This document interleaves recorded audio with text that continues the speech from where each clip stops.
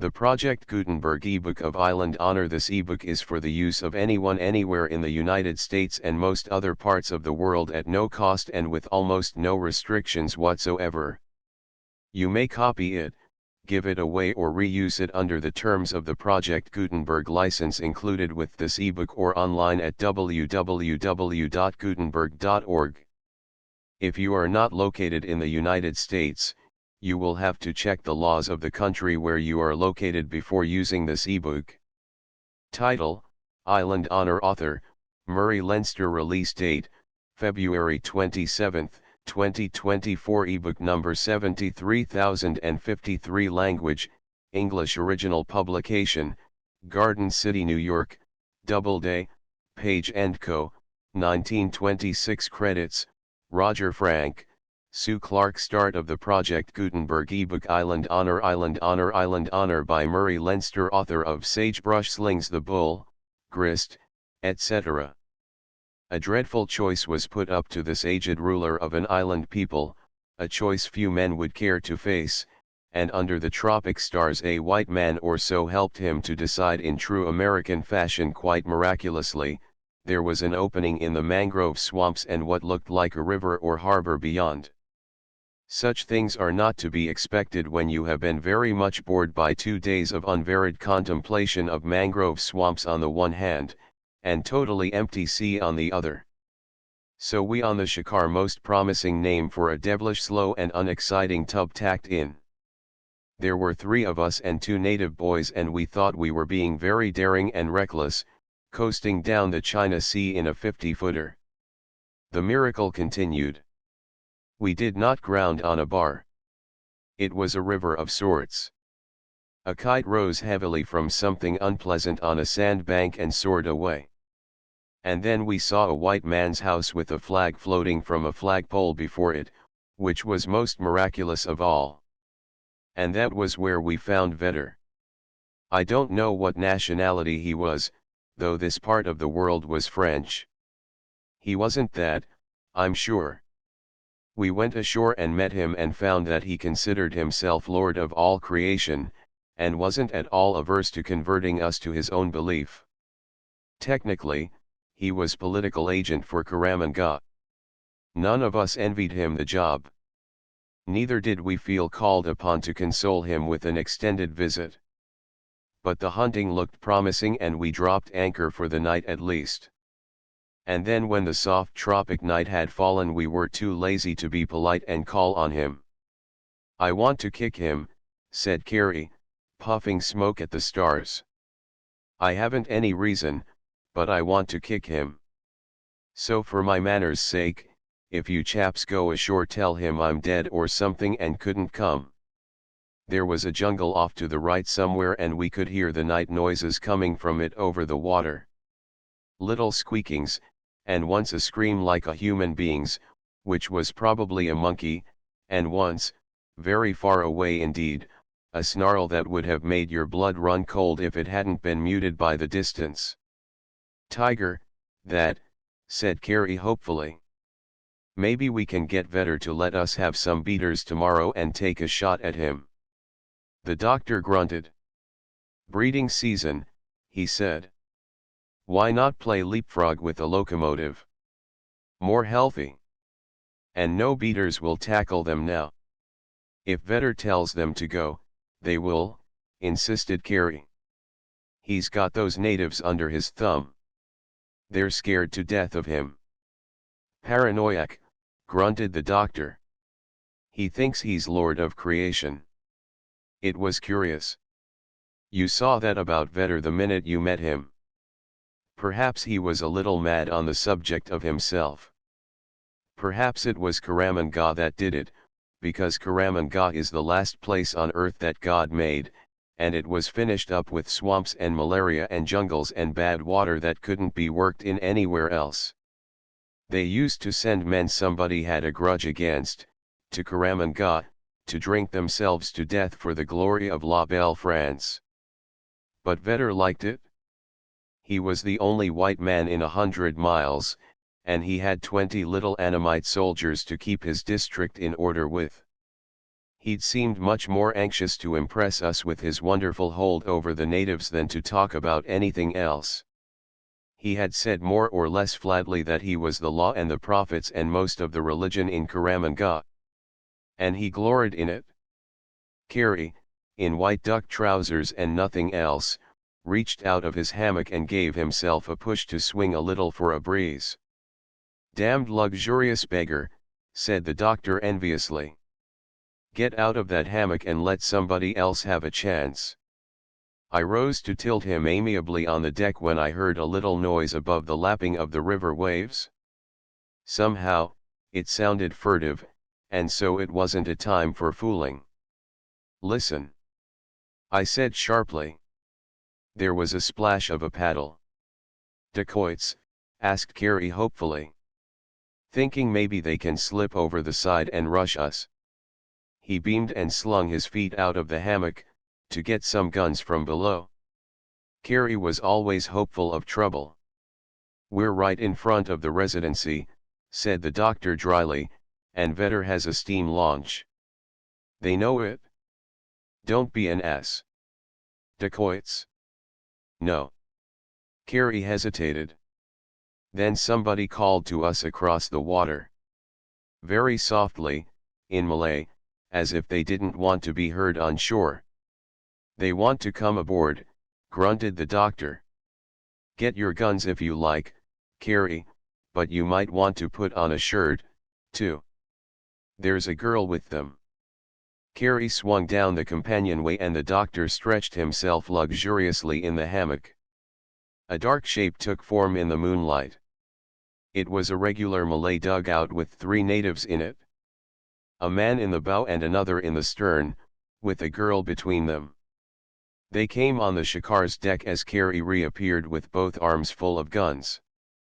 Carey got the first look at the girl, and he dropped the guns and looked foolish. The doctor grunted and offered to get lights, but the 2 men protested politely but very sincerely against it. They sat down and exchanged polite phrases with the doctor, who was the only one of us who could talk decent Malay. I sat back and wondered, feasting my eyes on the girl. 16, 17, 18? I don't know. I do know she was at the prettiest age any girl could be. Malay all through, yes. But her skin was fair as mine and her eyes were wonders. There was grace and pride and blood and breeding in every move she made. She looked at the doctor mostly, quietly and composedly, but her eyes alternately flamed and brooded. Now and then she glanced at the 2 men. And one of them was an old chap, white-haired and stately, with a ceremonious-looking kriss on one side of his sash and an old percussion pistol on the other side. In the moonlight you could see his clothes were all of silk, and mighty fine quality, too. Not at all the sort of thing a man would wear who made a habit of paddling himself around. The other man was a well-set-up young chap with eyes like a hawk who looked like a young prince out of the Arabian Nights. Somehow, you'd take to those 2. You just imagine it. Us 3 white men, disheveled and half-dressed, on the deck of a 50-foot schooner in an unmapped harbor with the furtive jungle noises 100 yards away. Talking to these 3 who'd come out of nowhere, dressed like princes and a princess in a dream. Off on the other side of the river there was Vetter's house with a light burning somewhere and his toy soldiers standing guard while he slept. And those 3 silk-clad figures sitting on our deck, regarding us with a poise and courtesy that made me feel like a clumsy fool. The old chap twisted his mustache gently and looked at us. He was the picture of an honorable gentleman, somehow. Brown-skinned, but you liked him. He asked quietly if he might ask advice for his daughter, without Vetter hearing that he had asked. "You understand," said the doctor, "if there's anything we ought to repeat to him, anything political." "No, Tuan," said the old chap gravely. "I am Burrosit." The doctor sat up at that, and so did I. I'd heard a yarn or so about him. He'd fought the French to a standstill, years back, and he'd been licked. but he'd fought like a gentleman, and when it was over he took his medicine like a man. One or two old-time colonials had yarned to us in Saigon about the fighting in times past, and an ancient colonel had sworn that Burro Sid was the finest fighter and the most chivalrous opponent that ever gladdened the heart of his enemy. "Go ahead," said the doctor. "I know you. I'd like to shake hands." Burro Sid did not move, but he bowed very politely. "It may be, Tuan," he said, "that you understand the ways of we Orangmulgi." He talked quite impersonally. "You know that our ways are not as your ways. But you know that we have our honor, also." "Yes," grunted the doctor. "Especially Burro Sid." Burro Sid's face did not change. "My daughter desires to go to the house of the Tuan Vetter," he said without an inflection in his voice. "She loves him. But I would ask your advice before she goes." Carey moved abruptly. The younger of our two visitors caressed the handle of his kriss with fingers that quivered suddenly. The girl stared at us defiantly, and then her eyes clouded with abysmal shame. But a moment later they were flaming. "Well?" asked the doctor. His face did not even move a muscle. "There is another woman in the Tuan Vetter's house," said Burro Sid, "who also loves him. Will it be the custom of the white men to send her away when my daughter goes to him?" "He might," said the doctor tonelessly, "and he might not. It would be considered disgraceful to him among other white men to have one woman living in his house if he were not married to her. It would be doubly disgraceful to have two. And of course it would be called disgraceful in the women. They would be scorned by all white men. Not scorned, despised." The girl's face did not change. She was staring defiantly at the three of us. The younger man caressed the handle of his kriss. "Would you, then," asked Burro Sid woodenly, "point out to him that he should send away this other woman when my daughter comes to him?" The doctor held up his hand. He looked grim, all of a sudden. "Burro Sid," he said quietly, "you are lying." Burro Sid's hand dropped to his sash with a sudden movement. Then he bit his lip. "Royal blood," said the doctor, "does not speak as you are speaking. Royal blood does not send royal blood to be a white man's mistress. And especially, royal blood does not speak of its disgraces. What's back of this, Burro Sid?" There was sheer agony in Burro Sid's eyes. "Tuan," he said, as if the words were wrenched from him, "if you were a man and a Raja, and your honor as a man were against your honor as a king, what could you do?" It might seem funny to think of a petty prince sealing. Burro Sid could not be more speaking of his honor as a king, but it wasn't funny then. "Once," he said fiercely, "I led 1,000 fighting men. I fought against the French. When it was ended, there were 50 left. Now there are 600 men again who follow me. Their lives are in my hands, and their women, and their children also. And the Tuan Vetter has demanded my daughter." He was telling the truth this time. "You're going to fight?" demanded the doctor. "It's folly, suicide." Burro Sid's hands clenched. "Suicide," he echoed bitterly. "If that were all. I am Raja of my people. If I die, they fight, and are killed. All of them. And enough men have died for me before, Allah know it. Speak to him," he pointed to the young chap who was caressing his kriss. "My daughter was to have been his wife. There are 200 swords that follow him. And yet, if we rise," he was shaking all over. "If we rise, ruin," he said bitterly. "My people slain, my villages burned, my children slaughtered. That is the price of the honor of a man, Tuan. And for their lives, Vetter demands my daughter. Which," he clenched his teeth in the quintessence of bitterness, "is the price of the honor of a king." Carey moved. He was listening to the old chap now, looking from him to the girl and back again.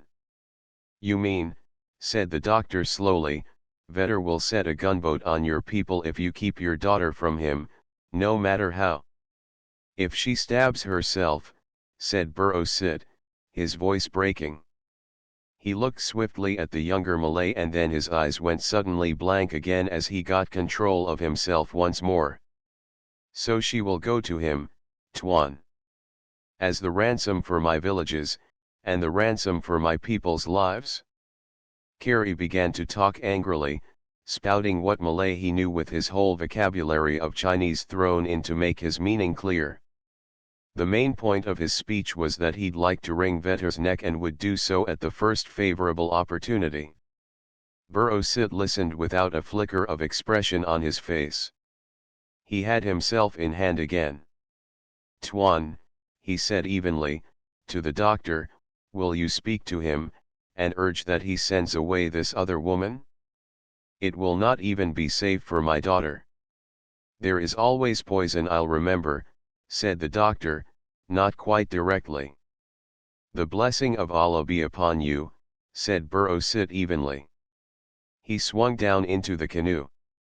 The girl and the young man followed him. They drifted off into the darkness, where the jungle noises began at the water's edge.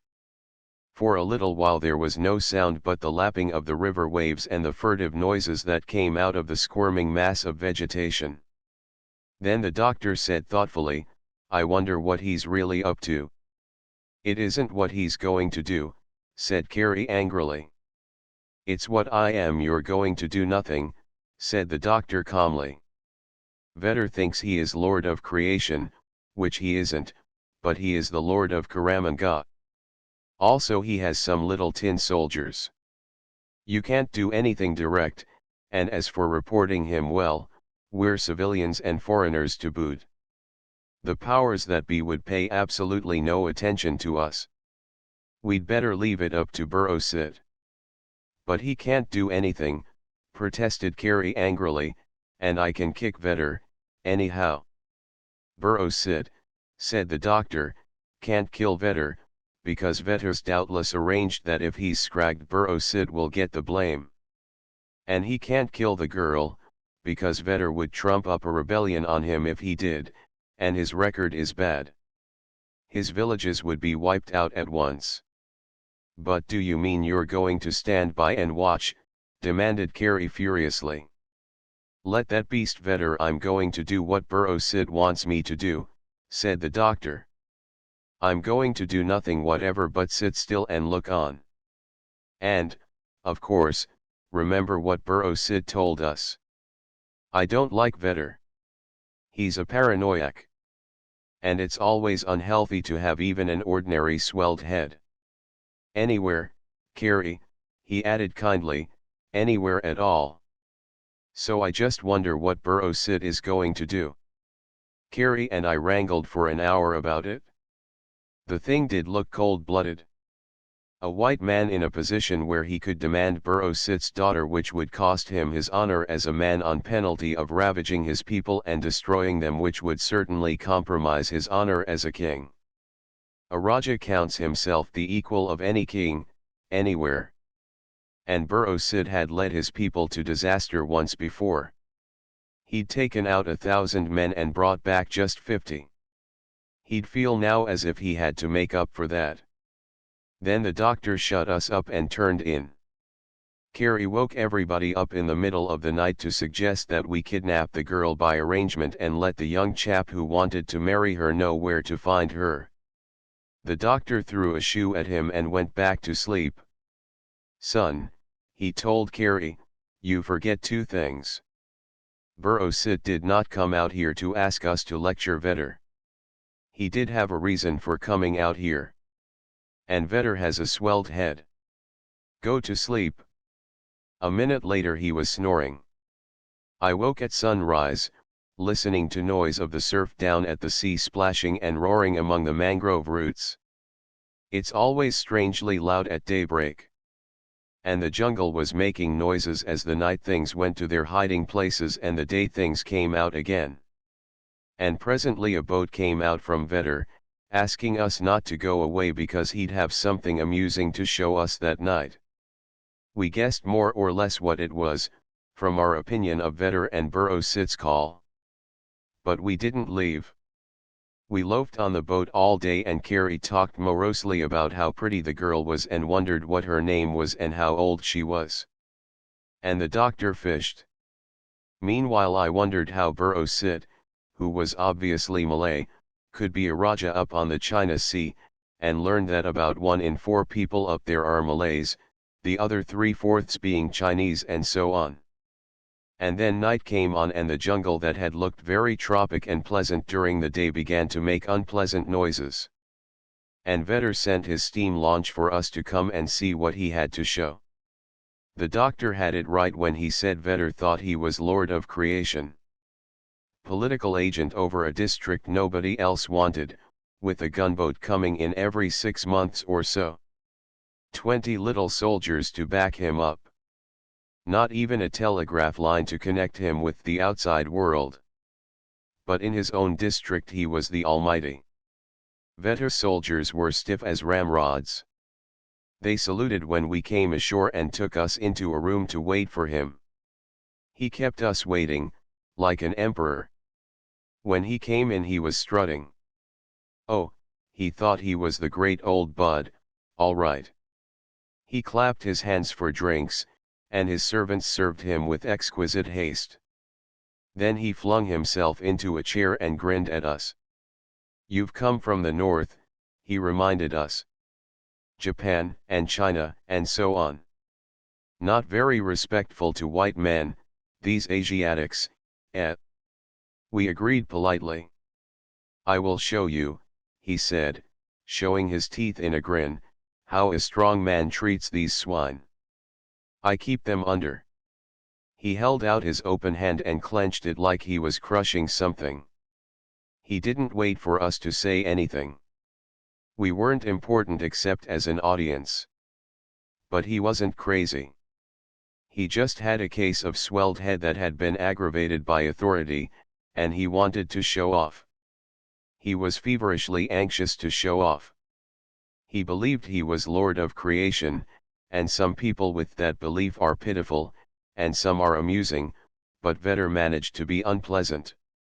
"There's a Raja here," he told us, grinning, "traces back his ancestry to the Rajas of Malacca, in the 13th century.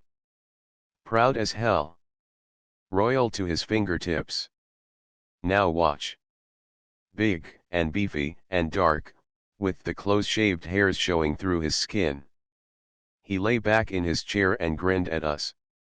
"I'm a white man," said Vetter, "so I demand royal honors, no less.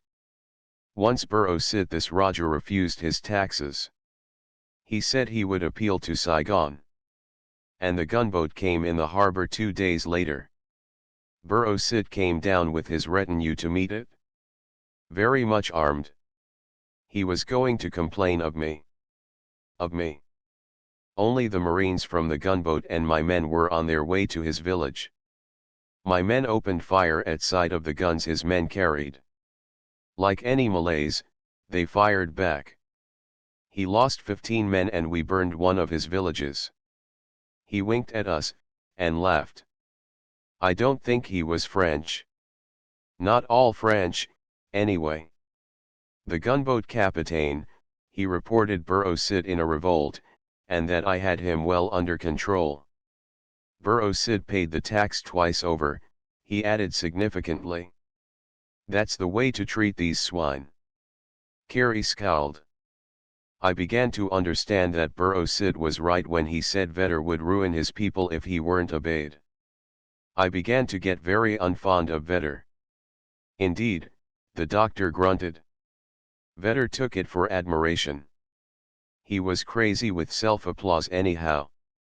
Ordinarily, admiration of oneself isn't a very healthy occupation, but Vetter thrived on it. He went on to explain further. Royal honors I demand, he grinned. I am a white man, and a white man is royal, while I'm the white man. You'd think Burro Sid had had enough of a lesson, eh? But no. 2 weeks ago I marched through his chief village. I looked for royal honors. He did not offer them. I was patient. I asked him why he did not receive me as a Raja, a sultan and his overlord. He said I was only a Frenchman, so a sort of hubbub started off in the jungle somewhere. Vetter grinned nastily. This is the result. He waved toward the window. I thought I'd show you how I treat these swine. I told Burro Sid his impertinence meant he meant to revolt. He'd have to give me a hostage for good behavior. His daughter.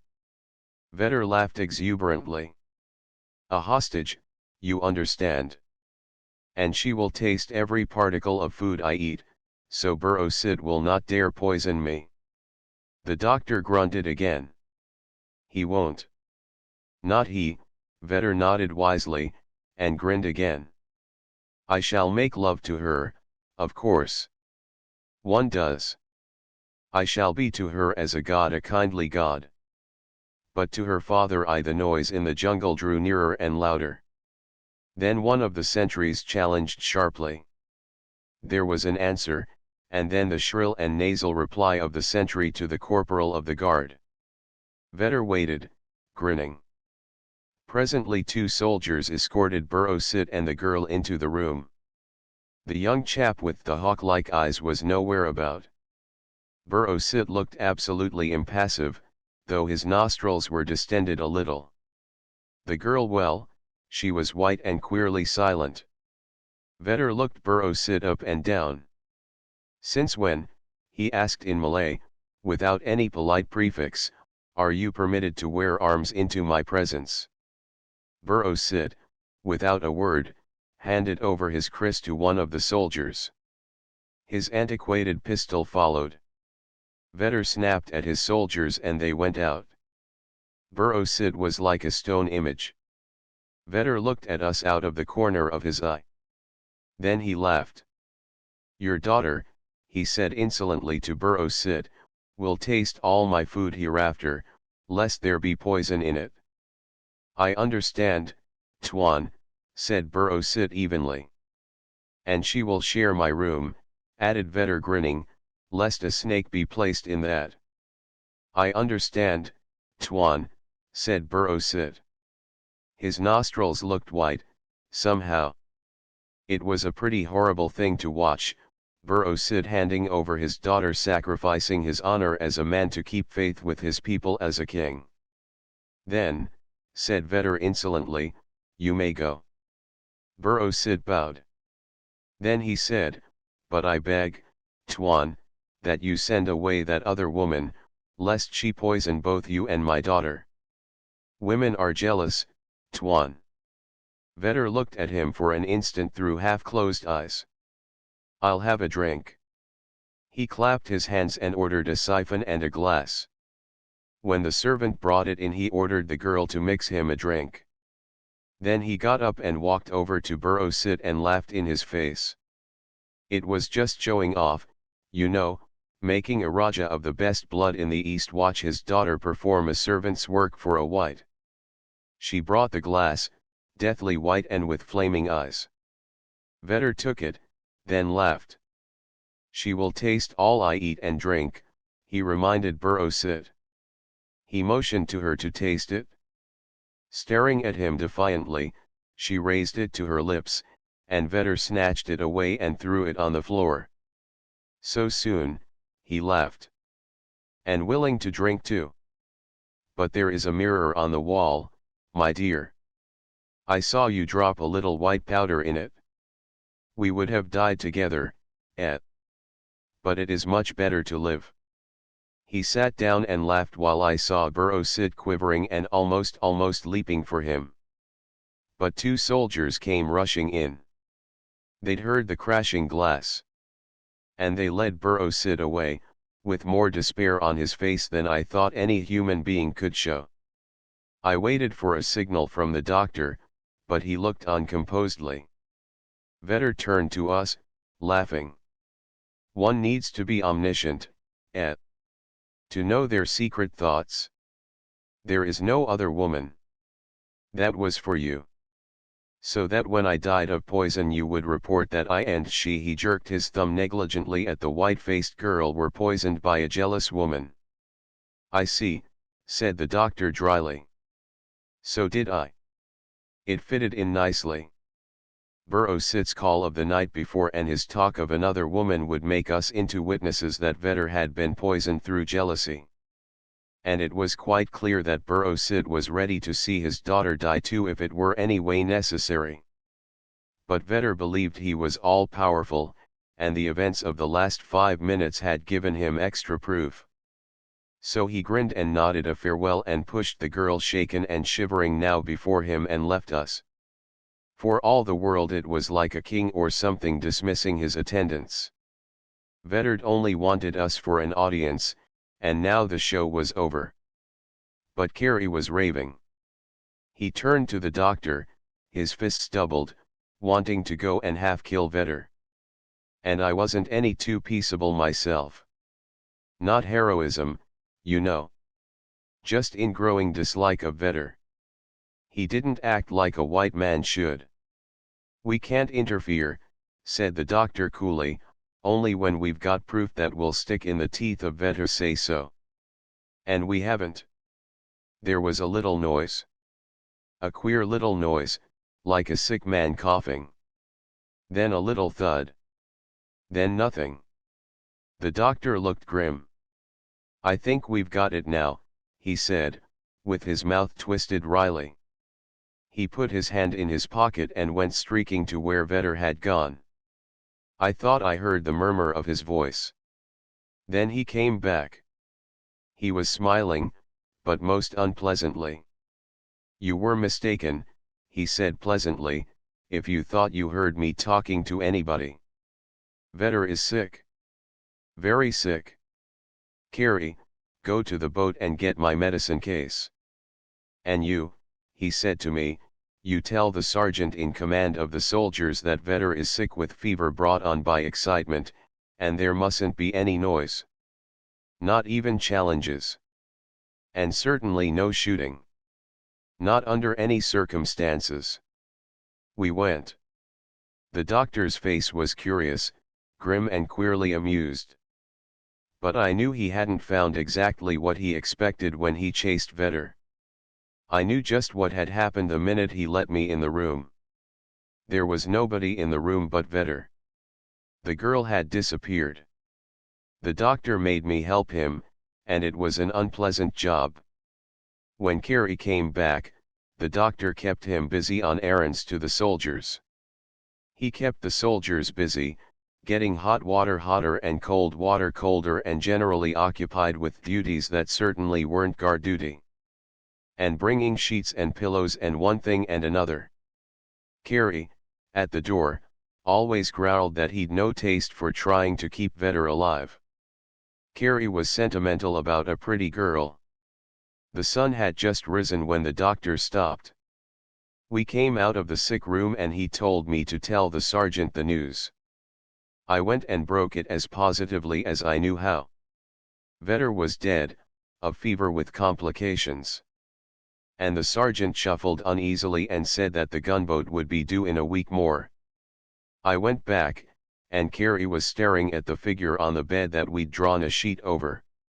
There were 1 or 2 suspiciously wet spots on the floor, but Carey didn't notice them, or think that they looked as if we had been scrubbing there. He stared at the figure. Then he tiptoed over and drew back the sheet from the face. Curious to look at a man you cordially disliked, when he's past being disliked anymore. What was the matter with him? Asked Carey. Fever, said the doctor. I felt very weak and sick from the reaction from what we'd had to do, but I grinned feebly. The doctor handed Carey a package that was wrapped up in part of a sheet. He wanted it dropped overboard in deep water. The handle stuck out of it, and the handle was that of the Chris the young Malay with the hawk-like eyes had been caressing while he sat with Burrow-Sid on our boat deck. My God, said Carey, shaken and sick. He died, said the doctor firmly, of fever. A special sort that always follows paranoia. I'm a doctor and my report will stand, if we get him buried before the gunboat gets here. Fever, Carey, fever. And his report did stand. I heard later that the next political to take Vetter's post made shocked reports of how Vetter had been mistreating the natives. He had grossly exceeded his authority, and all that sort of thing. Every effort would have to be made to restore the loyalty to La Belle France that Vetter's actions would have undermined. That meant, of course, scrupulously fair treatment thereafter. But it struck me as rather humorous that the doctor met Vetter's successor later on and listened for half an hour to hair-raising accounts of the evil deeds Vetter had done. "Mcr," said the new political, excitedly, "it is incredible that he was not assassin. That he died naturally, of fever, c'est incroyable." "Oh, not at all," said the doctor. "That's the price one pays for not taking things in time. Vetter had paranoia, and he didn't do anything to cure himself. His fever was the inevitable price of his neglect." In my mind I was contrasting Burroughs' Cid, with the price that had been set on his honor as a man, and the greater price set on his faith with his people. But just then a young doctor laughed at the doctor's ignorance in speaking of Vetter's death as the price he paid for not trying to cure his paranoia, which is usually nothing more or less than a swelled head, or the belief that one is lord of creation. Transcriber's note: this story appeared in the February 10, 1926 issue of Short Stories magazine. End of the Project Gutenberg ebook. Island Honor updated editions will replace the previous one. The old editions will be renamed.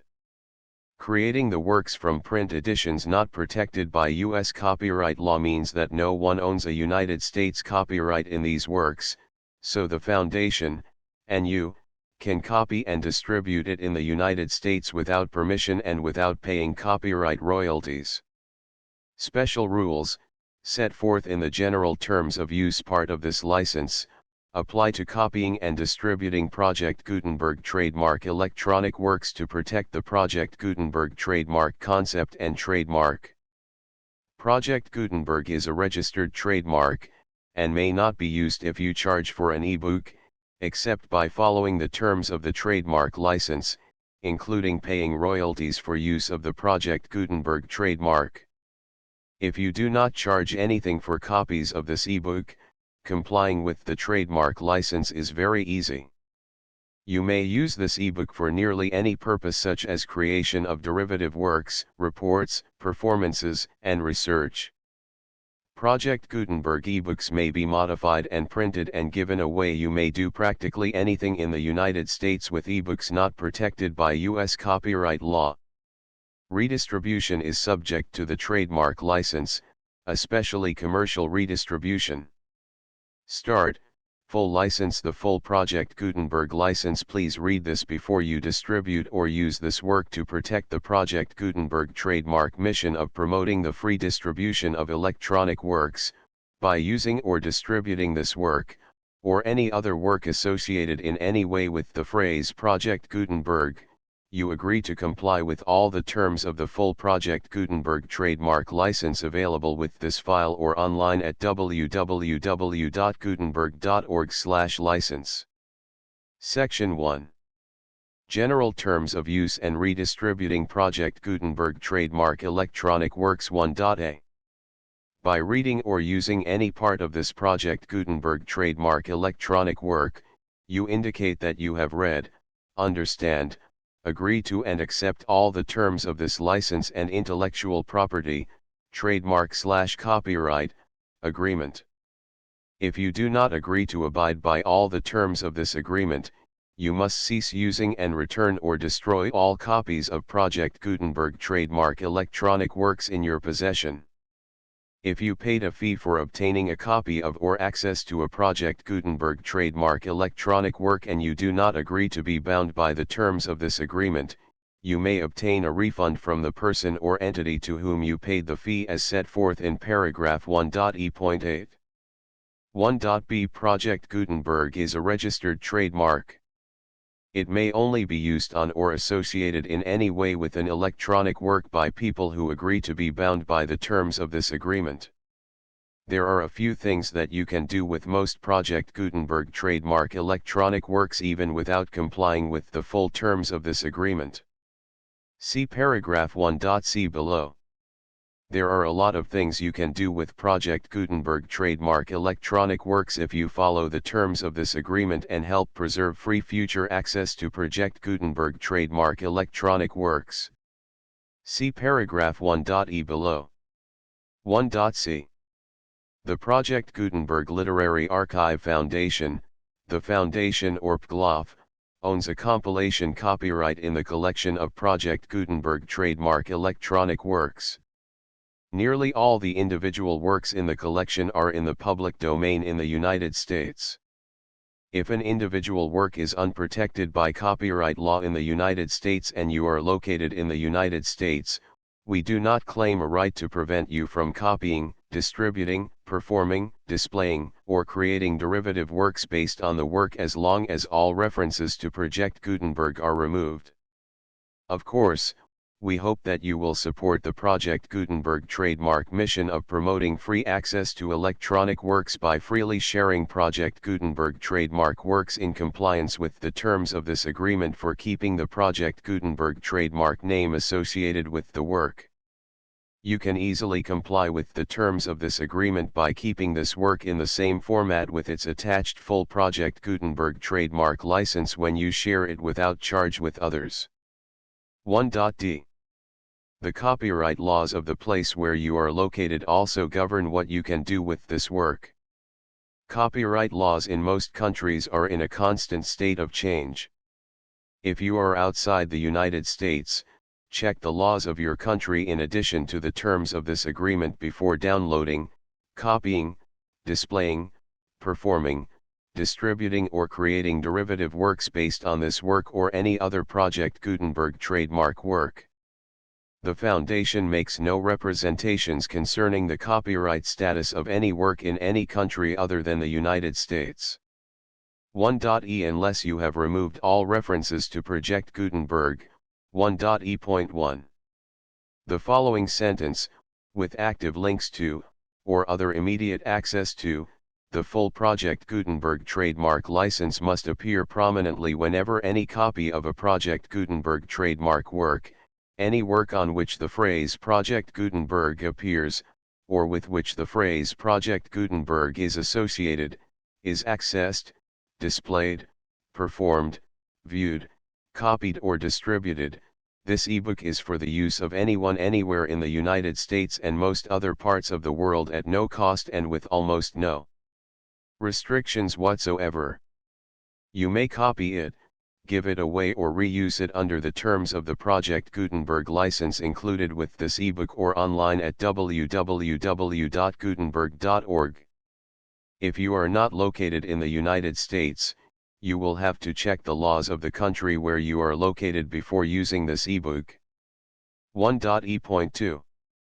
If an individual Project Gutenberg trademark electronic work is derived from texts not protected by U.S. copyright law, does not contain a notice indicating that it is posted with permission of the copyright holder, the work can be copied and distributed to anyone in the United States without paying any fees or charges. If you are redistributing or providing access to a work with the phrase Project Gutenberg associated with or appearing on the work, you must comply either with the requirements of paragraphs 1.e.1 through 1.e.7 or obtain permission for the use of the work and the Project Gutenberg trademark as set forth in paragraphs 1.e.8 or 1.e.9. 1.e.3. If an individual Project Gutenberg trademark electronic work is posted with the permission of the copyright holder, your use and distribution must comply with both paragraphs 1.e.1 through 1.e.7 and any additional terms imposed by the copyright holder. Additional terms will be linked to the Project Gutenberg trademark license for all works posted with the permission of the copyright holder found at the beginning of this work. 1.e.4. Do not unlink or detach or remove the full Project Gutenberg trademark license terms from this work, or any files containing a part of this work or any other work associated with Project Gutenberg trademark. 1.e.5. Do not copy, display, perform, distribute or redistribute this electronic work, or any part of this electronic work, without prominently displaying the sentence set forth in paragraph 1.e.1 with active links or immediate access to the full terms of the Project Gutenberg trademark license. 1.e.6. You may convert to and distribute this work in any binary, compressed, marked up, non-proprietary or proprietary form, including any word processing or hypertext form. However, if you provide access to or distribute copies of a Project Gutenberg trademark work in a format other than plain vanilla ASCII or other format used in the official version posted on the official Project Gutenberg trademark website, www.gutenberg.org, you must, at no additional cost, fee, or expense to the user, provide a copy, a means of exporting a copy, or a means of obtaining a copy upon request, of the work in its original plain vanilla ASCII or other form. Any alternate format must include the full Project Gutenberg trademark license as specified in paragraph 1.e.1. 1.e.7. Do not charge a fee for access to, viewing, displaying, performing, copying or distributing any Project Gutenberg trademark works unless you comply with paragraph 1.e.8 or 1.e.9. 1.e.8. You may charge a reasonable fee for copies of or providing access to or distributing Project Gutenberg trademark electronic works provided that, you pay a royalty fee of 20% of the gross profits you derive from the use of Project Gutenberg trademark works calculated using the method you already use to calculate your applicable taxes. The fee is owed to the owner of the Project Gutenberg trademark, but he has agreed to donate royalties under this paragraph to the Project Gutenberg Literary Archive Foundation. Royalty payments must be paid within 60 days following each date on which you prepare, or are legally required to prepare, your periodic tax returns. Royalty payments should be clearly marked as such and sent to the Project Gutenberg Literary Archive Foundation at the address specified in Section 4, Information about donations to the Project Gutenberg Literary Archive Foundation. You provide a full refund of any money paid by a user who notifies you in writing, or by email, within 30 days of receipt that he does not agree to the terms of the full Project Gutenberg trademark license. You must require such a user to return or destroy all copies of the works possessed in a physical medium and discontinue all use of and all access to other copies of Project Gutenberg trademark works. You provide, in accordance with paragraph 1.f.3, a full refund of any money paid for a work or a replacement copy, if a defect in the electronic work is discovered and reported to you within 90 days of receipt of the work. You comply with all other terms of this agreement for free distribution of Project Gutenberg trademark works. 1.e.9. If you wish to charge a fee or distribute a Project Gutenberg trademark electronic work or group of works on different terms than are set forth in this agreement, you must obtain permission in writing from the Project Gutenberg Literary Archive Foundation, the manager of the Project Gutenberg trademark. Contact the Foundation as set forth in Section 3 below. 1.f.1.f.1.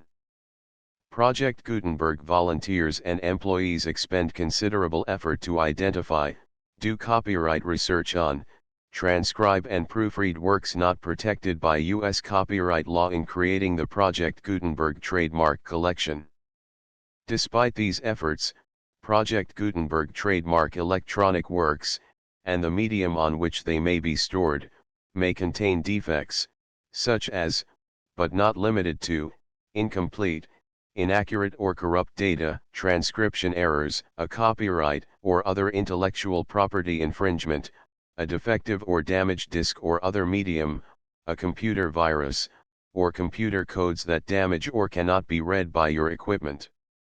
1.f.2 Limited warranty, disclaimer of damages, except for the right of replacement or refund described in paragraph 1.f.3, the Project Gutenberg Literary Archive Foundation, the owner of the Project Gutenberg trademark, and any other party distributing a Project Gutenberg trademark electronic work under this agreement, disclaim all liability to you for damages, costs, and expenses, including legal fees. You agree that you have no remedies for negligence, strict liability, breach of warranty or breach of contract except those provided in paragraph 1.f.3. You agree that the foundation, the trademark owner, and any distributor under this agreement will not be liable to you for actual, direct, indirect, consequential, punitive, or incidental damages even if you give notice of the possibility of such damage. 1.f.3 Limited right of replacement or refund.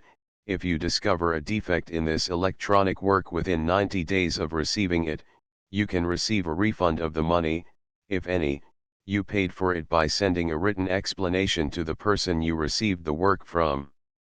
If you received the work on a physical medium, you must return the medium with your written explanation. The person or entity that provided you with the defective work may elect to provide a replacement copy in lieu of a refund. If you received the work electronically, the person or entity providing it to you may choose to give you a second opportunity to receive the work electronically in lieu of a refund. If the second copy is also defective, you may demand a refund in writing without further opportunities to fix the problem. 1.f.4 Except for the limited right of replacement or refund set forth in paragraph 1.f.3, this work is provided to you as is, with no other warranties of any kind, express or implied, including but not limited to warranties of merchantability or fitness for any purpose. 1.f.5 Some states do not allow disclaimers of certain implied warranties or the exclusion or limitation of certain types of damages. If any disclaimer or limitation set forth in this agreement violates the law of the state applicable to this agreement, the agreement shall be interpreted to make the maximum disclaimer or limitation permitted by the applicable state law. The invalidity or unenforceability of any provision of this agreement shall not void the remaining provisions. 1.f.6 Indemnity.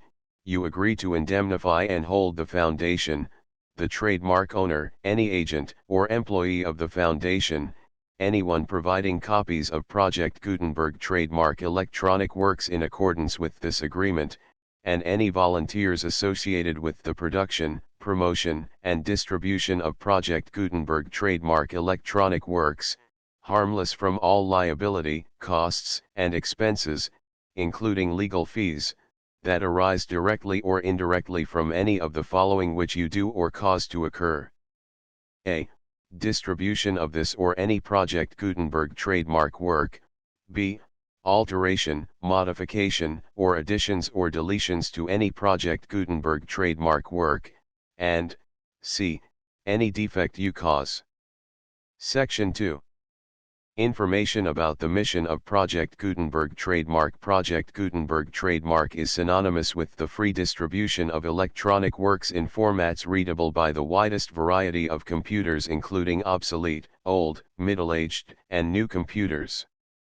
It exists because of the efforts of hundreds of volunteers and donations from people in all walks of life. Volunteers and financial support to provide volunteers with the assistance they need are critical to reaching Project Gutenberg trademark's goals and ensuring that the Project Gutenberg trademark collection will remain freely available for generations to come. In 2001, the Project Gutenberg Literary Archive Foundation was created to provide a secure and permanent future for Project Gutenberg trademark and future generations.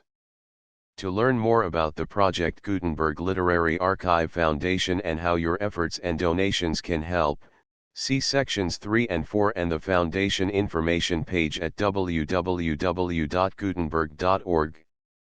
Section 3. Information about the Project Gutenberg Literary Archive Foundation. The Project Gutenberg Literary Archive Foundation is a non-profit 501(c)(3) educational corporation organized under the laws of the state of Mississippi and granted tax-exempt status by the Internal Revenue Service. The Foundation's IN or Federal Tax Identification Number is 64-6221541. Contributions to the Project Gutenberg Literary Archive Foundation are tax-deductible to the full extent permitted by U.S. federal laws and your state's laws. The Foundation's business office is located at 809 North 1500 West, Salt Lake City, Utah 841-16808-596-1887. Email contact links and up-to-date contact information can be found at the Foundation's website and official page at www.gutenberg.org/contact section 4. Information about donations to the Project Gutenberg Literary Archive Foundation. Project Gutenberg trademark depends upon and cannot survive without widespread public support and donations to carry out its mission of increasing the number of public domain and licensed works that can be freely distributed in machine-readable form accessible by the widest array of equipment including outdated equipment. Many small donations, $1 to $5,000, are particularly important to maintaining tax-exempt status with the IRS. The Foundation is committed to complying with the laws regulating charities and charitable donations in all 50 states of the United States. Compliance requirements are not uniform and it takes a considerable effort, much paperwork, and many fees to meet and keep up with these requirements. We do not solicit donations in locations where we have not received written confirmation of compliance. To send donations or determine the status of compliance for any particular state, visit www.gutenberg.org/donate. While we cannot and do not solicit contributions from states where we have not met the solicitation requirements, we know of no prohibition against accepting unsolicited donations from donors in such states who approach us with offers to donate. International donations are gratefully accepted, but we cannot make any statements concerning tax treatment of donations received from outside the United States. U.S. laws alone swamp our small staff. Please check the Project Gutenberg web pages for current donation methods and addresses. Donations are accepted in a number of other ways including checks, online payments, and credit card donations. To donate, please visit www.gutenberg.org/donate. Section 5. General information about Project Gutenberg trademark electronic works. Professor Michael S. Hart was the originator of the Project Gutenberg trademark concept of a library of electronic works that could be freely shared with anyone. For 40 years, he produced and distributed Project Gutenberg trademark ebooks with only a loose network of volunteer support. Project Gutenberg trademark ebooks are often created from several printed editions, all of which are confirmed as not protected by copyright in the U.S. unless a copyright notice is included. Thus, we do not necessarily keep ebooks in compliance with any particular paper edition.